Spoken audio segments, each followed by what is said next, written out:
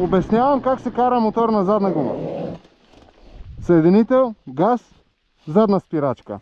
Всичко е в една комбинация с тяло и го отпускаш мотора и го връщаш. Отпускаш и връщаш.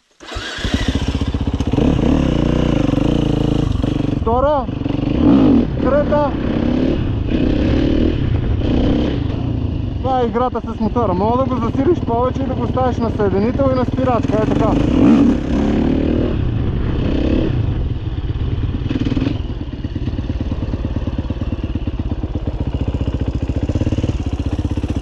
Става и надолу, само че надолу трябва да се внимава, защото сега в момента особено е мокро.